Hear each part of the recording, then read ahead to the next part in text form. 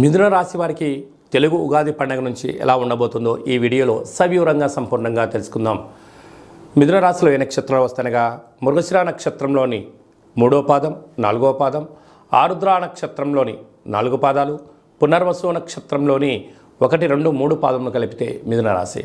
చాలామందికి పుట్టినటువంటి కాల సమయంలో డేటా బర్తులు లేనటువంటి ఏకైక కారణం చేత పేరు యొక్క మొదటి అక్షరాన్ని అనుసరిస్తూ ఆ రాశిని తెలుసుకునే ప్రయత్నం చేద్దాం. కా, కి, కు, ఖం, అజ్ఞ, ఛ, కే, కో, హ అక్షరాల వారందరూ కూడా మిథున రాశి జాతకులే.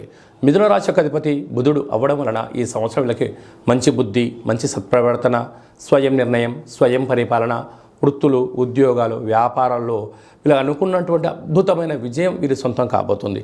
కాకపోతే అర్ధాష్టమ కేతు సంచార స్థితి, అలాగనే భాగ్యస్థానంలో కుజుడు మరియు శని సంచార స్థితి, రాజ్యస్థానంలో విశేషమైనటువంటి శుక్రుడు, రవి, రాహు సంచార స్థితి, లాభస్థానంలో గురువు, బుధ సంచార స్థితి ఉండడం వలన స్వయం నిర్ణయం, స్వయం పరిపాలన, స్వయం కష్టాజీతంతో మీరు అంచెలంచెలుగా గ్రామ, రాష్ట్ర, దేశ, ప్రపంచ స్థాయి వరకు మీ యొక్క పేరు మారుమోగే పరిస్థితి అవకాశం ఉంది.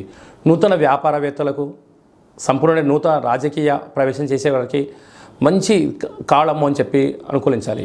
కాకపోతే మీ చుట్టూ ఉండబడినటువంటి వారందరూ కూడా వాళ్ళ అవసరాల కోసం మిమ్మల్ని సద్వినియోగపరిచే పరిస్థితి ఉంటుంది. ఎవరు మనవారు, ఎవరు పరాయవారు అని తెలుసుకోలేనంతగా మిమ్మల్ని భ్రమలో పెట్టే పరిస్థితి అధికంగా ఉంటుంది. కనుక ఇలాంటప్పుడు మౌనం, ధ్యానం, ఏకాగ్రత, ధ్యానం చేయడం వలన మీ మనసు ఏదైతే చెప్తుందో దాన్ని ఆచరింపచేయండి. అద్భుతమైన విజయానికి మీరే సొంతం కండి.